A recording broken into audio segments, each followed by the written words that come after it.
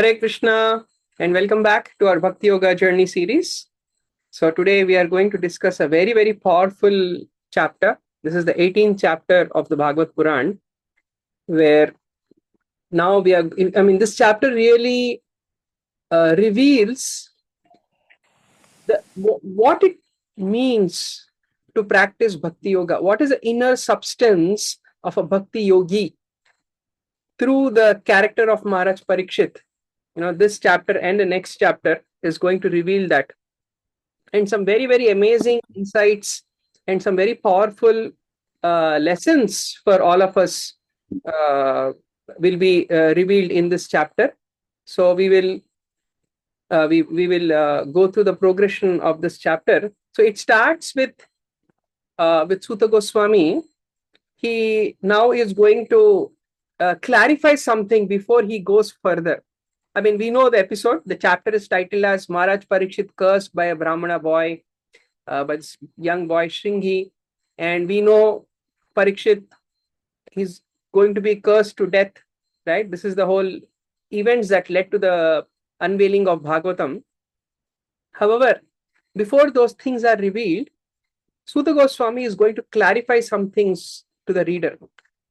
That he said, look, who is this Parikshit? That this Parikshit, he is the one who got Anugrahat Bhagavat. Anugrahat means one who has been blessed by the Supreme Lord. The Supreme Lord Krishna blessed him, right? And so when was the blessing?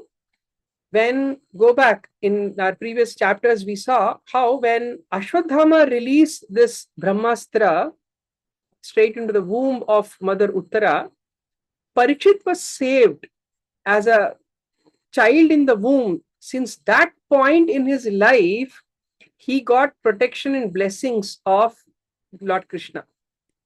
So this is very, very important to understand that how much of protection Parikshit was empowered with.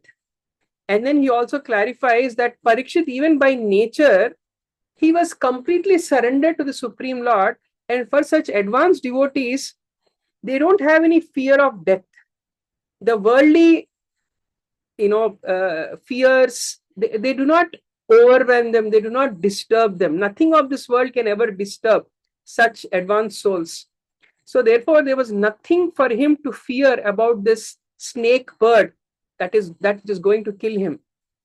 And furthermore, if the Lord's protection may not protect you, it will always, but even in case there is some doubts about it, or maybe your own personal conviction and your level of surrender may not protect you, he had the third and perhaps the ultimate protection, that of a pure devotee.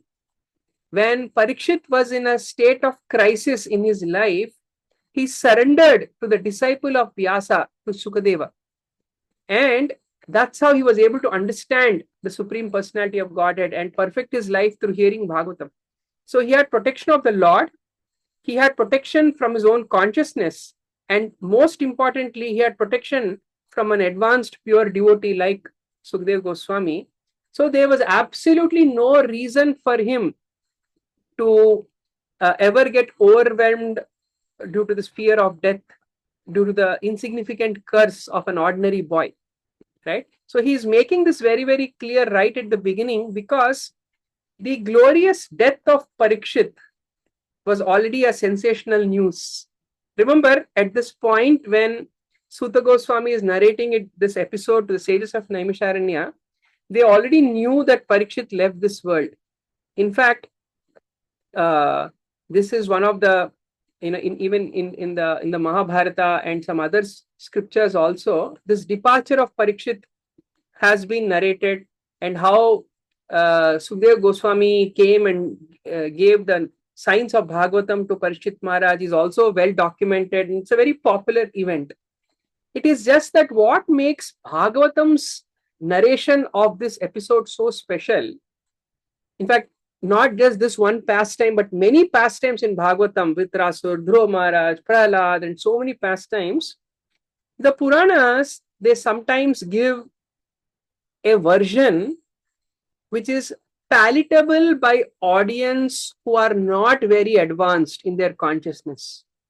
So therefore, sometimes the Puranic version, the other Puranas, they may give a version of a episode which may be logically comprehensible because it does not require a very high level of state of consciousness.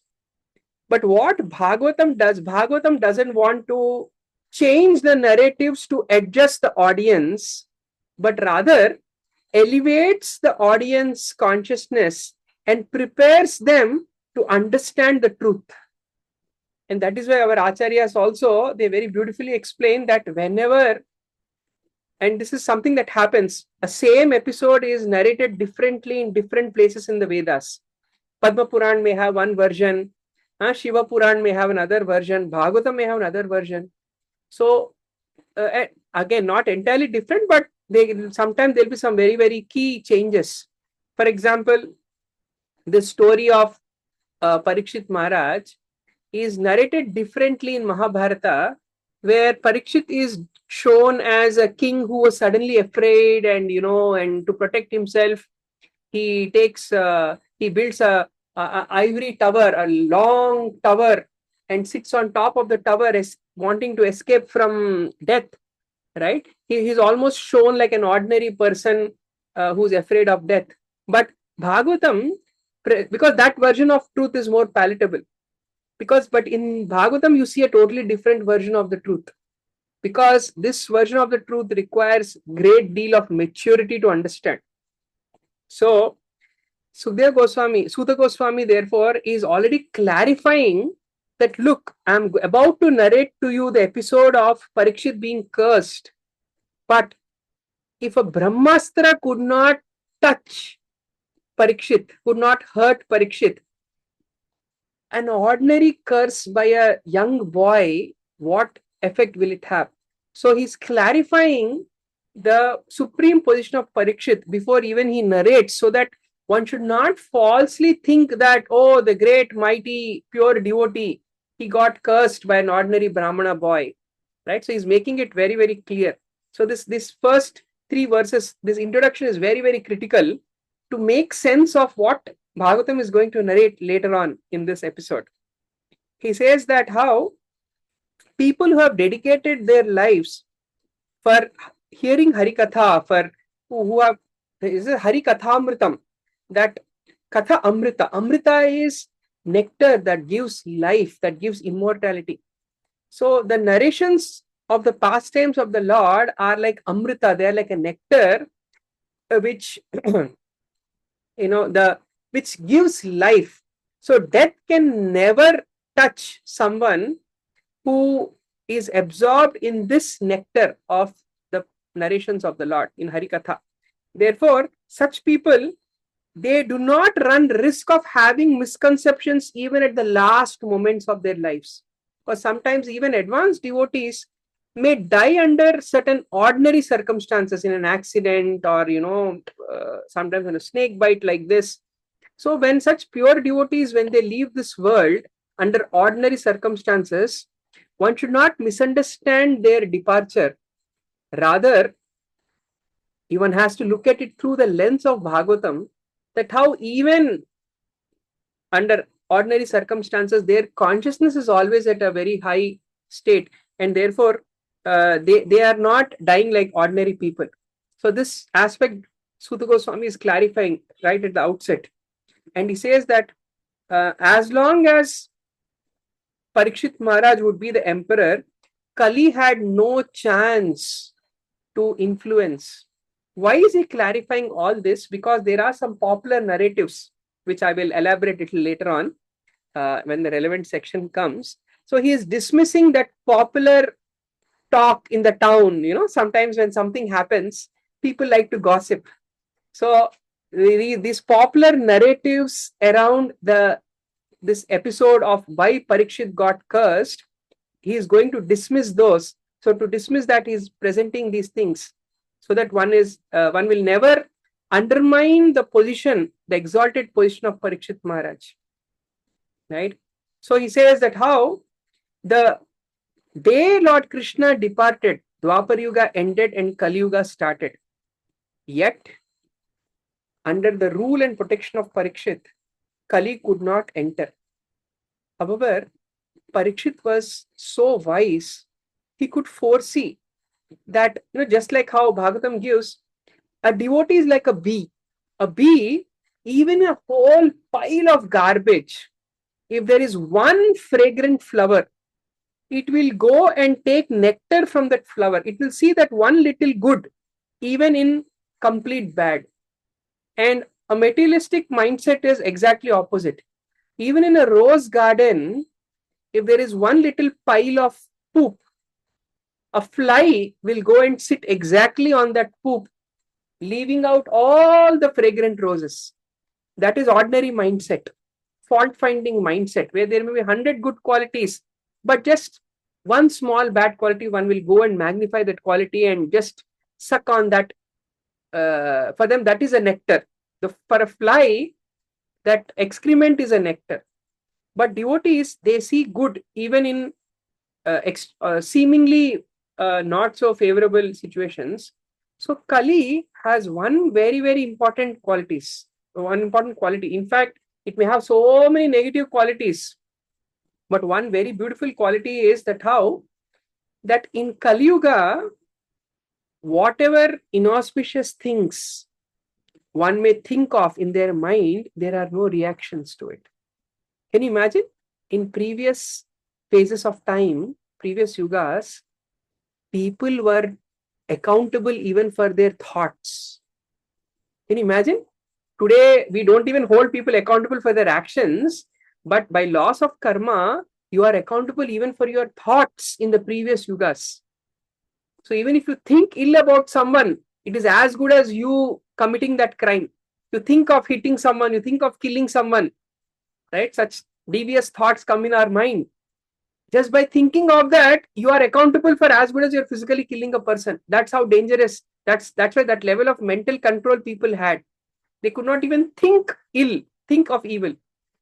But in Kali Yuga, you are not accountable for your thoughts until they translate into your actions. And more so, in Kali Yuga, there is like a, you could say like a spiritual discount, right? Like in our childhood, we all played this Mario game, and when Mario gets that star power, all Mario has to do is just run through the obstacles, and all the enemies they just fall apart, right? So in Kali Yuga, there is this one very special benediction that how just by chanting the holy names of the Lord, one will attain all the perfection. In the first yuga, in the Satya Yuga, what benefit people would get by doing by doing intense austerities. In Treta Yuga, by performing Vedic yajnas. In Dwapar Yuga, by extensive, very strict, elaborate deity worship. All those benefits one can attain in Kali Yuga just by chanting the holy names of the Lord. So such a discount has been given. So this is like a bonus round, like a star power round for the people. So Parikshit Maharaj could foresee this, and he said, Kali Yuga may have all these faults. It can create dissension. It can breed hypocrisy. It can create a lot of conflict. But this one quality is worth tolerating all the negative qualities that Kali Yuga has. People can make faster spiritual advancement in Kali Yuga.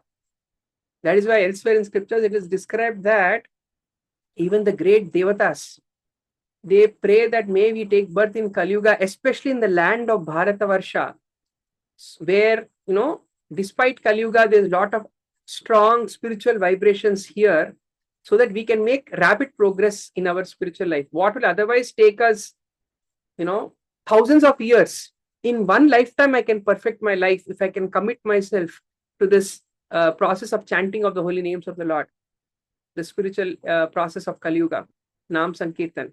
So therefore, Parikshit could foresee that, and therefore, the entry of Kali was not Parikshit's weakness, but rather his farsightedness that he allowed Kali to enter into his kingdom. All these points are very significant. Please understand, later on we will discuss one very important misconception about Parikshit, that is a popular narrative, right? And therefore, Parikshit was so strong, he was powerful like a tiger and he could take care of anyone. So couldn't he have protected himself? Right? So all this narrative is presenting so that we don't misunderstand the prowess and the exalted nature of Parikshit. And so now our Suta Goswami is going to put a small test to his audience, the sages of Naimisharanya.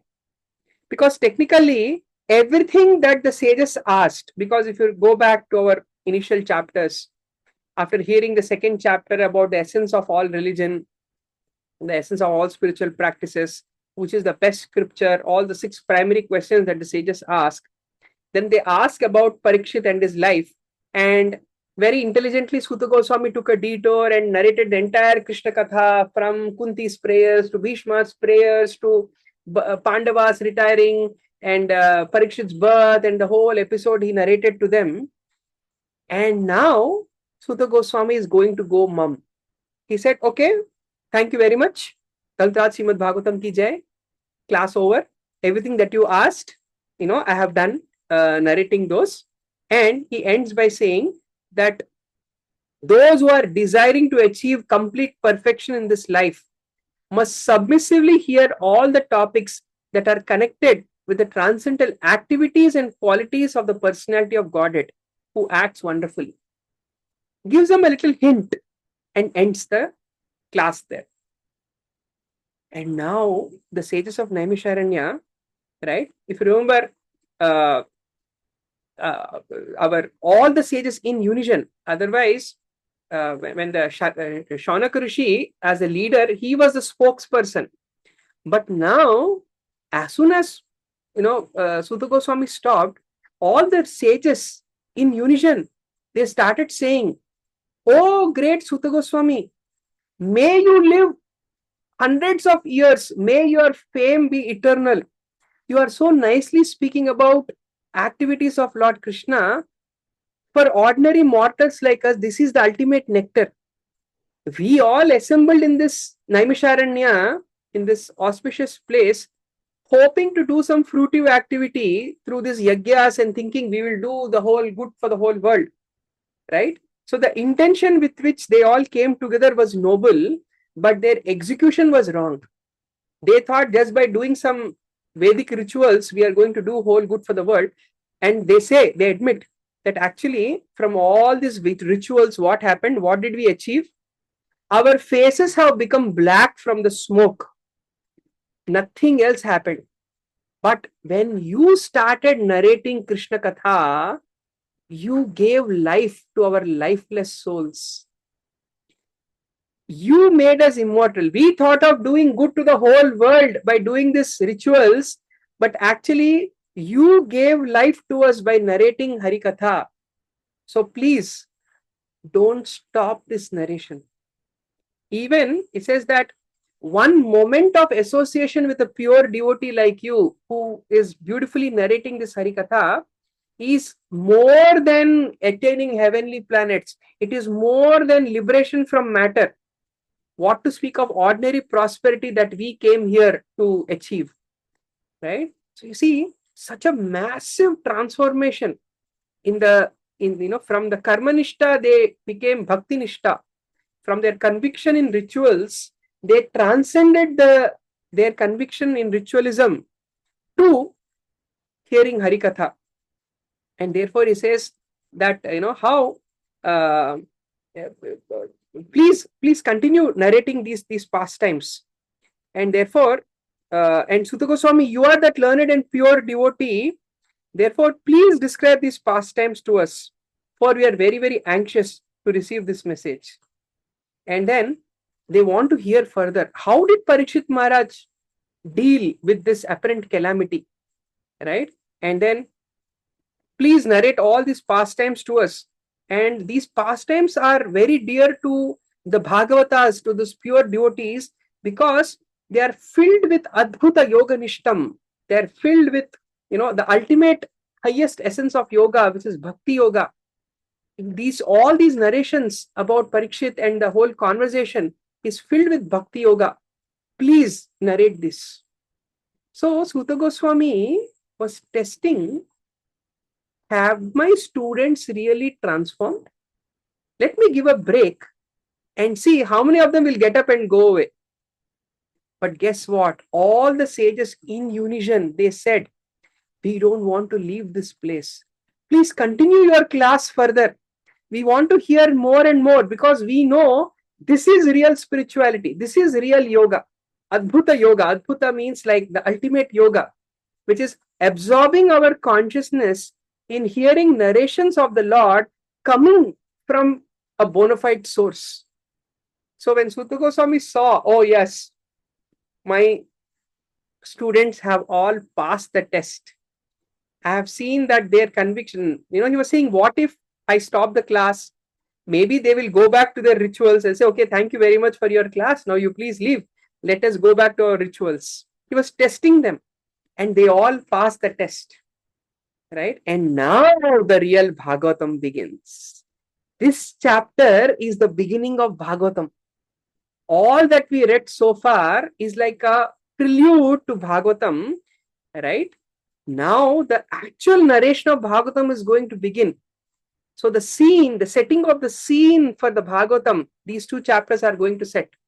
And now, then the second canto onwards, the actual narration that Sukadeva Goswami spoke to Parikshit Maharaj is going to begin. But these two chapters, 18 and 19, are the prelude to the actual Bhagavatam. So technically, our entire Bhagavat study begins from this chapter. That's why I told you last week, the most powerful chapter of Bhagavatam is going to start in this narration. So Suta Goswami now feels extremely grateful for this opportunity that the sages have given to him, right? And this is also a theme that will come repeatedly in this chapter, that Suta Goswami did not feel that, oh, yes, you all have passed the test. You have come to a worthy teacher like me. Now, please listen attentively. I will enlighten all of you. That was not his mood. Rather, he feels grateful. In fact, he glorifies the process of bhakti, saying, look, actually, I am also not such an advanced soul. He says, I was born in a mixed caste, and yet we were promoted in birthright simply by serving and following the great souls who are advanced in knowledge. The point here is that one may come with any kind of samskara, any kind of mental conditioning, one may come with any kind of past baggage into the realm of Bhakti Yoga, into the study of Bhagavatam. That is not a disqualification.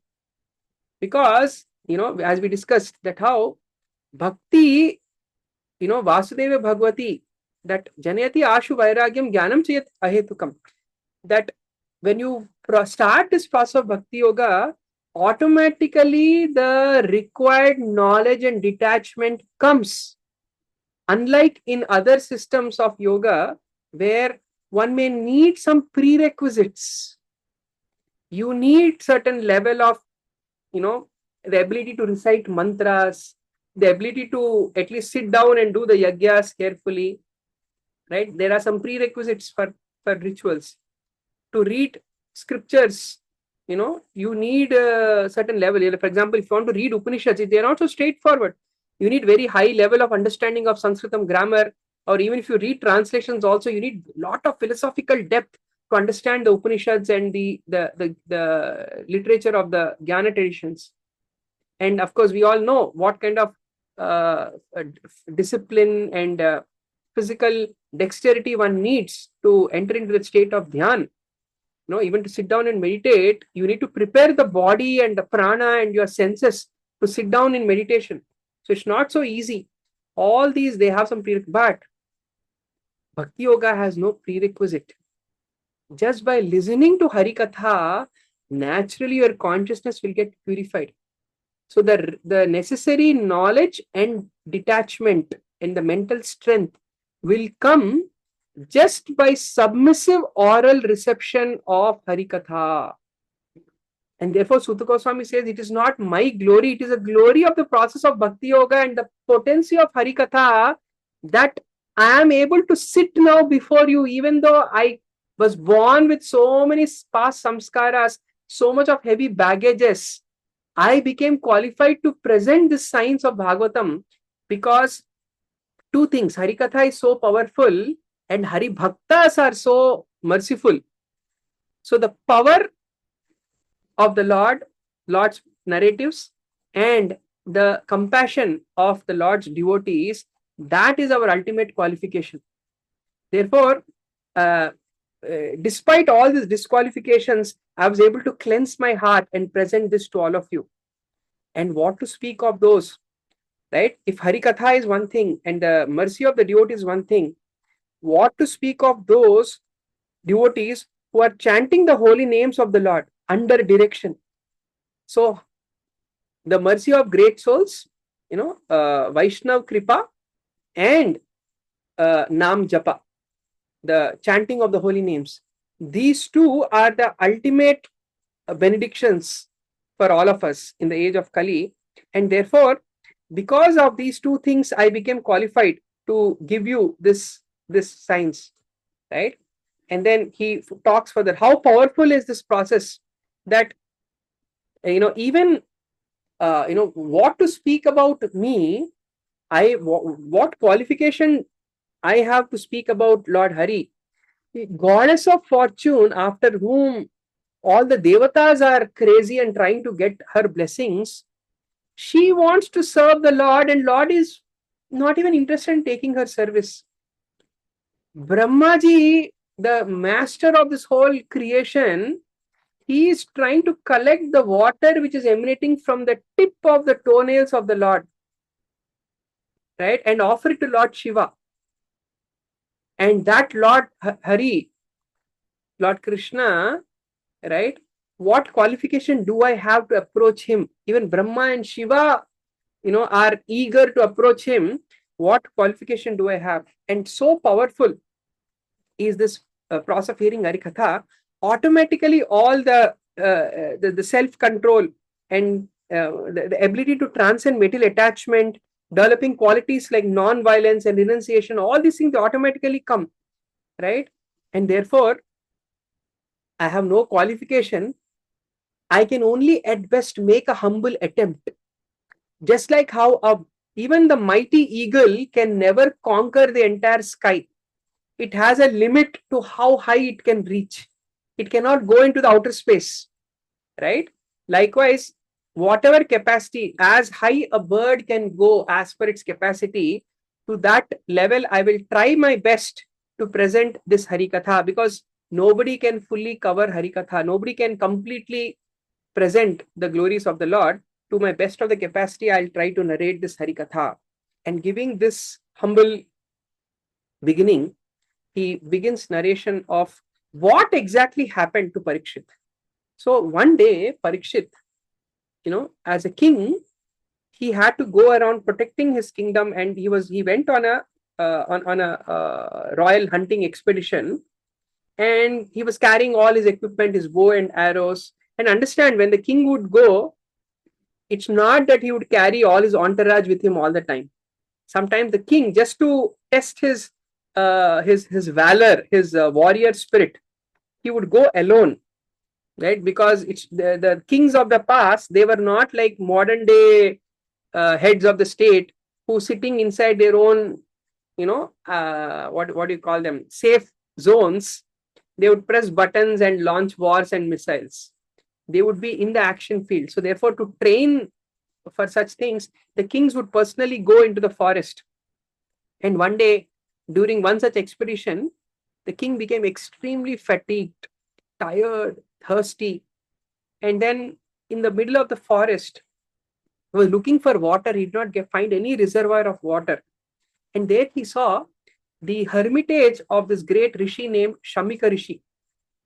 And there, when he entered the hermitage, he saw the sage was, with his eyes closed, he sat down in meditation. In fact, it is said that the sage, He was beyond the three wakeful, dream and Shushupti, Jagruta, Swapna and Shushupti, and the deep sleep states. He was beyond these three deep meditative states, and he was in the state of trance. He was in Samadhi, Turiya. And in that state, he could not sense that somebody had come to his hermitage, because in the Vedic culture, it was very, it's an etiquette that even if an ordinary person were to come, the principle Athithi Devo Bhava, you might have heard it in India, that a guest is as good as the Supreme Lord coming to your house. So when the guest would come, it is a basic etiquette to at least offer them water, to whatever you can do. Offer them a seat, offer them some water. You don't have to offer them a 64-course meal, but at least some basic etiquette is, hospitality was to be provided. That's the Vedic etiquette. But somehow, because he was meditating upon the Supreme Lord and in the state of trance, in Samadhi, he did not notice the king come. But the king, because he did not achieve any formal welcome and, he did not get anything, the king felt that, why is he neglecting me? And he became a little angry. Please understand that Parikshit, his entire body got burnt by the Brahmastra in the womb, and yet he was able to tolerate that. That same Parikshit, don't you think he could have tolerated little thirst? So please understand, at this point, somewhere, some higher energies are orchestrating this entire episode. Because a popular narrative in this story is that Parikshit, apparently that day, before he went on the hunting expedition, so the king likes to, dress nicely before going on expedition. So one popular narrative says that Parikshit that day went to his royal treasury, and he said, what jewelry should I wear today? And he found one very, very interesting golden, helmet, mukut. And that day he decided to wear that mukut and go on hunting expedition. Now, that mukut happened to be, because if you see the Pandavas at that point, they already conquered everyone, right? So that mukut happened to be the helmet of Jarasandha. And Jarasandha was a very wicked king, and he looted a lot of people, right? And he hoarded a lot of gold. So, that Jarasandha's plundering negative energy was stored in that gold. And if you remember, Parikshit gave Kali the benediction that wherever these four things are happening, intoxication, illicit sex, gambling, and meat eating was happening, and wherever gold was hoarded, those places you can stay. So Kali apparently entered into that particular golden helmet. And when Parikshit wore that helmet, Kali started influencing Parikshit. And the popular narrative says that that anger that Parikshit got was because Kali influenced him. And you see, if you go by this narrative, all of this makes logical sense. Yes, perfect. Parikshit was an ordinary human being. Kali influences. And that's why the narrative also says that the moment he removed that helmet and put it down, he realizes his mistake. But actually, that is not the narrative Bhagavatam gives. Because Bhagavatam explains, it already, Sutta Goswami clarified, Parikshit was so powerful he could defeat Kali. How could Kali influence him? If Kali could have influenced him, in the previous chapter itself, we saw Parikshit defeated Kali. Right? And he was already protected by the Lord. He always had blessings of the Lord.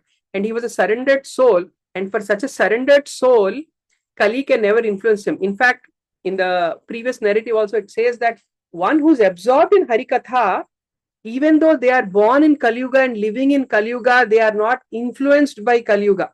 That is how powerful Harikatha is. So therefore, this narrative is completely dismissed by Bhagavatam and Sutta Goswami. Rather, they say, actually, Lord wanted to expedite his appearance, and therefore he's orchestrating this whole pastime. You may be wondering, what appearance? Which avatar is he talking about? Because Krishna avatar just ended. Is another avatar coming? Yes, a very, very special avatar. an avatar in the form of a scripture called as Srimad Bhagavatam. Because, many times, we recently celebrated Janmashtami, and, we are all pomp and lot of festivities are there. But Krishna came and he left this planet. But there is one avatar of Krishna who's still present. He's present right in front of us, the Bhagavad Puran, right? So, and this Bhadra Purnima, which is coming up, the next Purnima, the full moon, which is coming up, is a very, very potent full moon because it's appearance of Bhagavatam. So, that is to be celebrated with as much enthusiasm as we celebrate Janmashtami or Ram Navami or Narsingh Chaturdasi or Radhashtami. So, this, because that's the appearance day of Bhagavatam. So, this Krishna wanted to expedite that, therefore he orchestrated this whole pastime where he put his own devotee under some temporary illusion, and because of which he got some anger. And in that anger, what did he do? He picked up a dead snake which was lying around in the forest and put it around the neck of Shamik Rishi, and then he returned back to his palace. And then after he went to the palace, he started regretting. Was he really in trance, or was he just meditating, pretending to meditate? Perhaps I made a mistake. Immediately his heart felt guilty about the whole thing. And very beautiful narrative, and this is a very important thing. How for a moment, at one level, we see this is all happening by the higher will, but also at another level, as at a humanly level, if you see Parikshit as an ordinary human being, under the, what we will get influenced, how we think. Parikshit thought that because a Brahmana is higher than a Kshatriya, he ignored me. And this is a very powerful thing. Many times, the cause of our anger is because somewhere we felt disrespected. And the true meaning of respect will be very clear in this chapter. In fact, this theme of anger coming out of apparent disrespect is a consistent theme in this chapter. Actually, the real reason why we feel disrespected is because we lack self-respect. A person who has self-respect, a person who has self-worth, will never feel offended by others. When we don't respect ourselves, we easily get offended by others. Now, mind you, self-respect, self-worth is not the same as pride. Pride comes out of ego. Self-respect comes out of humility. Self-respect comes out of a higher connection, because the humility will lead to a higher connection. When you are connected to the truth, when you are connected to Sat, when you are connected to Dharma, when you are following the path of Dharma, then we automatically develop a great sense of self-worth. Knowing that, yes, I am following the path of truth. Then we don't need any external validation for our actions. Today, because we are all living adharmic lives, our notion of respect is when somebody else is glorifying me, is boosting my ego. That is what we call as respect. But that is not real respect. Real respect is when we acknowledge somebody else's higher connection. That is why this theme later on also Shamik Rishi himself is going to explain in the Vedic culture why a Brahmana was respected, because he was closer to God. Why a Kshatriya is respected? Because he is taking up the responsibility of protection which God needs to do. So everybody was respected because they were fulfilling the mandate given to them according to the laws of Dharma, according to the higher will of the Lord. Therefore, Parikshit, at that point, acting like an ordinary person, sometimes when the Lord covers such a person, they act like ordinary people who are influenced by three gunas, influenced by the material energy. So when we are influenced by material energy, we feel offended because we lack our self-respect. And therefore he felt that, oh, because I am a lower Kshatriya, is that why, he ignored me? Because factually what happened, did he really ignore him? No, he was absorbed in a state of trance. He did not even notice Parikshit entering his hermitage, right? And if you look around, just pause for a moment, step back away from Bhagavatam, look at the whole world around you. Today, we are living in a society which is very easily offendable.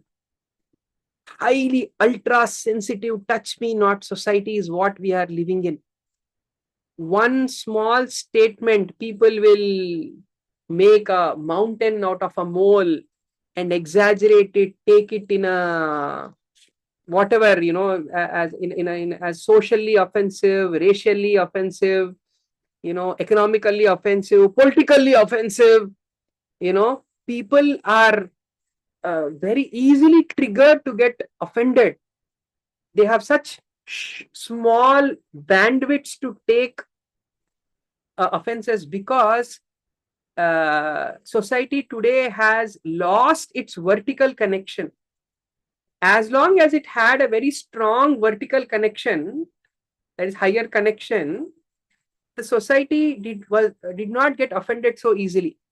The moment we started losing the higher connection and focusing more on the planar connection, the lateral connection, the social connections, then we became a society which gets easily offended and consequent anger coming out.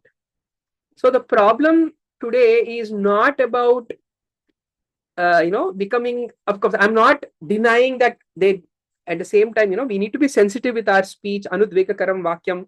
A spiritually minded person is definitely very sensitive about speech and tries to not offend others.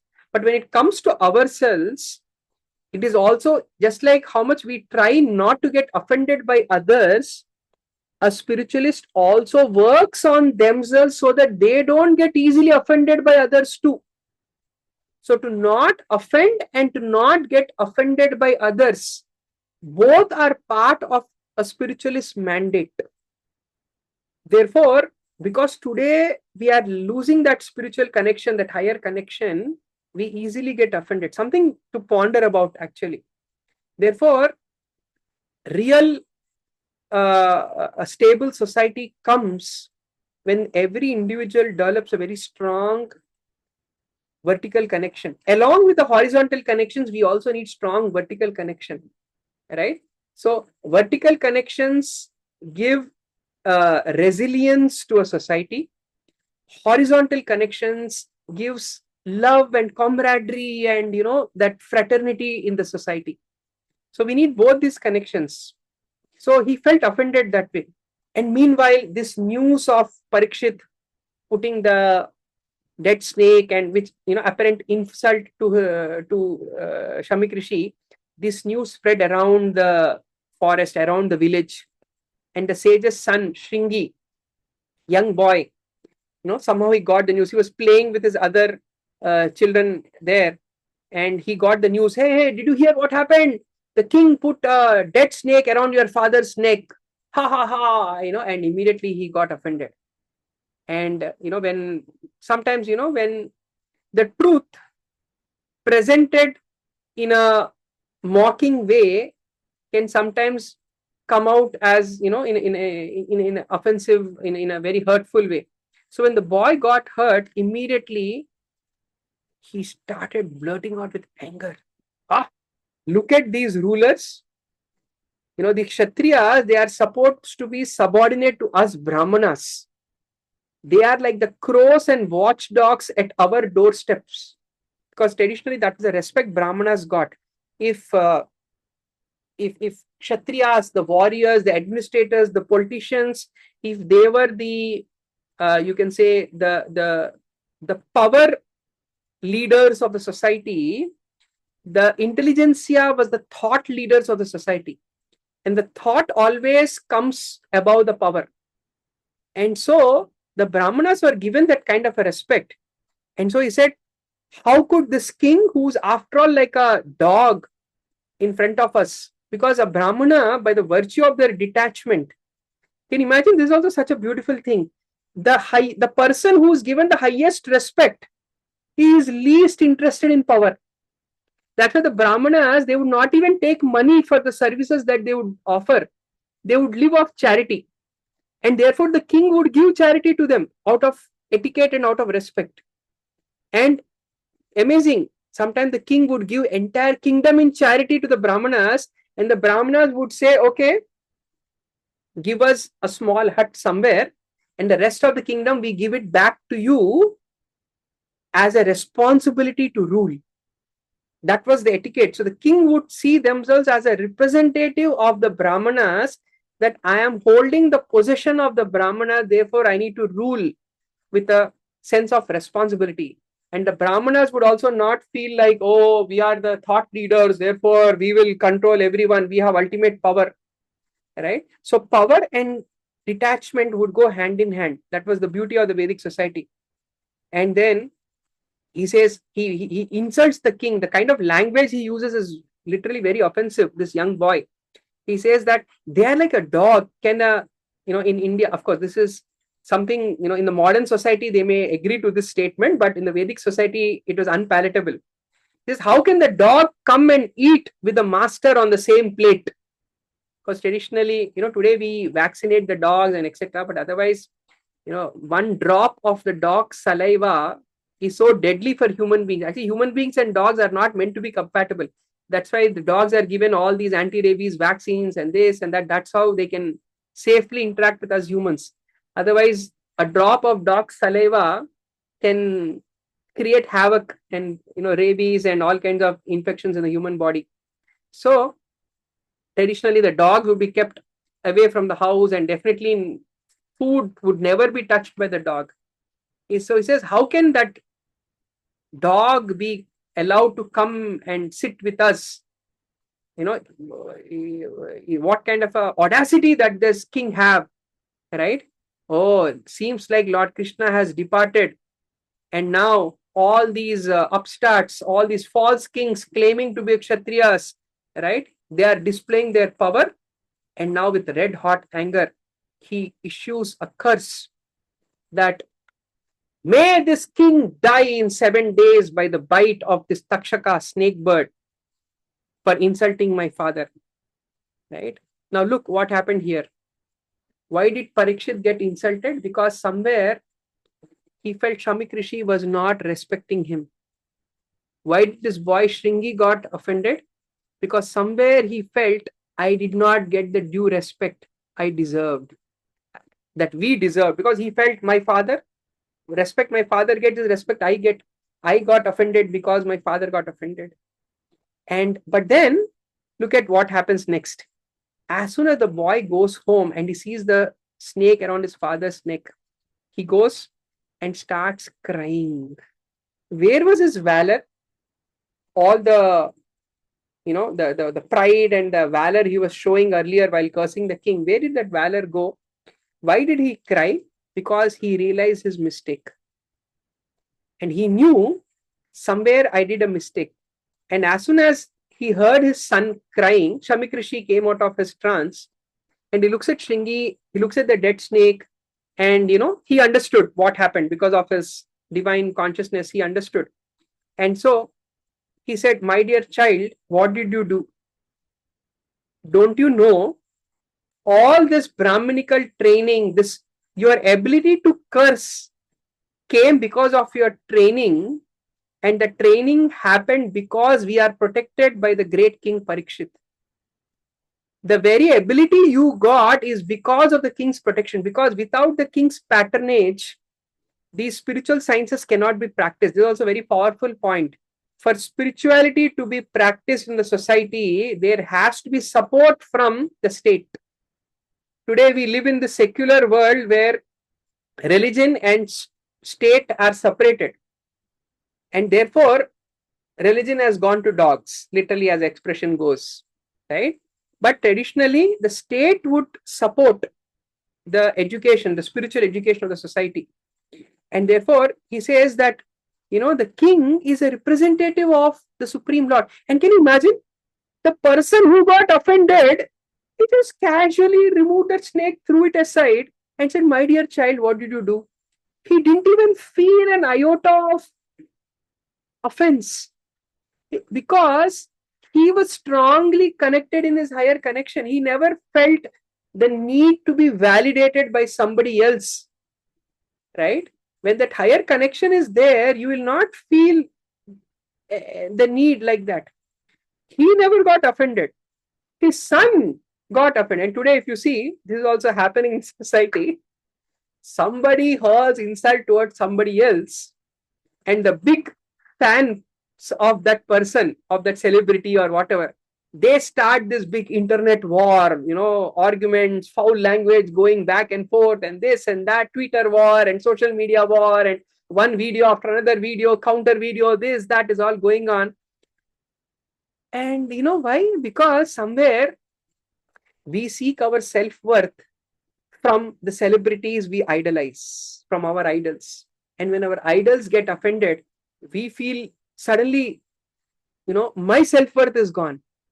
This is the typical Kali Yuga mentality, where rather than working on our self-respect and our self-worth, we start borrowing self-worth from others.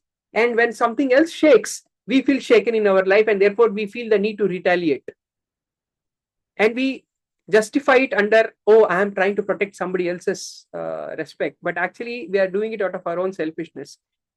Shamik Rishi didn't even feel anything. He just put the snake aside and said, "My dear child, what did you do?" Right? Don't you know that the Lord is ultimate protector, and he empowers great Kshatriyas, great administrators and kings like Parikshit to protect. And if he was not there, all the unscrupulous people in the society, they will, all the thieves and rogues in the society, they will become dominant. Because we are under the protection of Parikshit Maharaj, we are able to practice our spirituality. If these monarchical regimes are destroyed, then upstarts will come and they will start plundering people. And all these thieves and rogues will increase. And people will be killed and injured. Animals and women will be stolen. And all these sins, we will be responsible. And this has happened. If you look at the history of the world, wherever these, under the names of conquests, etc., so many innocent people were killed. So many animals were killed. So many women and children were hurt. Right? All this happened because a strong monarch was not there. And entire society will be systematically broken down. And the progressive path of spirituality will be destroyed if kings like this did not exist. So he says then, "My dear child, what did you do out of your rage?" Right? So therefore, he says, this king, and after what did he do? He just put a dead snake. And for that, you cursed him to death. I mean, look at the crime, and somebody stole a chocolate from a shop, shoplifted a chocolate, and you are hanging them to death. Is there any kind of a justification for your actions? Why did you act out of rage? You see, so this is the point here, that when we lack our self-respect, we overreact. We feel offended. And out of that anger, when anger overwhelms us, we don't know what we speak, what we do, right? How we will react in a particular situation. And therefore, Shamik Rishi, because, he spent a lot of his time in Dwapar Yuga. He did not get influenced by the Kali. So slowly, this influence came in. And therefore, immediately, Shamik Rishi, he prayed to the Supreme Lord, "My Lord, please forgive my child. Out of his immaturity, he committed such a great sin. Your own representative, Parikshit, your own pure devotee has cursed him to death. Therefore, kindly please protect him." And he says, very beautiful, that how Tiraskrita, when the devotees of the Lord, they are so forbearing, they are so tolerant, that even if they are rejected, defamed, cheated, cursed, or even killed, they will never avenge themselves. They will, because they know the things of this world are not that define me. It is between me and the Lord. That's the only account I'm interested in. All the other accounts, they come and go. They are all transitory, right? So therefore, he says he regretted his own actions, and he felt that he started praying for the protection of the king. And he says that, oh, I know the king is not going to overreact. And of course, we're going to see in the next chapter how beautifully Parikshit is going to react to this news. And definitely, as I said, that popular narrative that how it is not happening due to somebody's karma, some gunas, some Kali's influence. Clearly, this is all orchestrated by the Lord so that Bhagavatam can be expedited. And this is such a powerful and this is such a beautiful prelude for Bhagavatam that we will see. And the next chapter, even more exciting chapter where, the main, sometimes on who's the most important personality on Janmashtami? Nanda and Yashoda. Because if there is no Nanda and Yashoda, if there is no Dasharath Maharaj and Kaushalya, there is no Ram. If there is no Nanda and Yashoda, then there is no Lord Krishna. If there is no Prahlad, there is no Nrsimhadev. So likewise, if there is no Shukadeva Goswami, there is no Bhagavatam. Right? So he is the father of Krishna in the form of Bhagavatam. So we are going to see a very, very special episode how Shukadeva Goswami, he appears, and before that, the beautiful character, the surrendered attitude of Parikshit Maharaj, how he responded to the greatest calamity in his life. That we are going to see in the next chapter. All right. So we'll end our discussion here. And if anybody likes to add any questions, any comments, please feel free to add any question. Yes, Apurva, go ahead. Hare Krishna, Prabhuji. Pranam. Prabhuji, I wanted to ask, not a very direct question, directly related to the class. You mentioned that how Parikshit Maharaj was protected by the pure devotee of the Lord. So, like, how to get that protection? And I've heard that surrendering means following the instructions of the pure devotee. So, how not to become lazy in following the instructions of the pure devotee, and how to stick to the instructions, and how not to delay following the instructions. So in your question itself, there is an answer, which is the eagerness and the sincerity that we show. See, that is the commitment that has to come from the jiva. The empowerment will come from the pure devotees, but that alignment of our free will has to be there. That has to come in the form of our enthusiasm and our sincerity. So utsahat, nisyat and dhairyat. Right? So we have to show our enthusiasm, we have to show our sincerity, we have to show that determination. That much effort we have to put.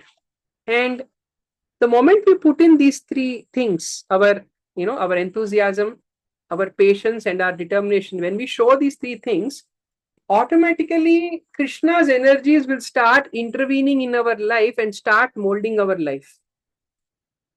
It may sound little surreal, it may sound little outer worldly, but actually all that we need to do is become strong in our desire. In fact, Bhakti Yoga, Krishna consciousness is all about aligning, re-engineering our desires. The moment our desire becomes strong, suddenly you will see Krishna will start orchestrating our life and so many dynamic changes will keep coming. And the moment our desire becomes weak, things again slow down. So, yeah, it's all a matter of aligning our desire.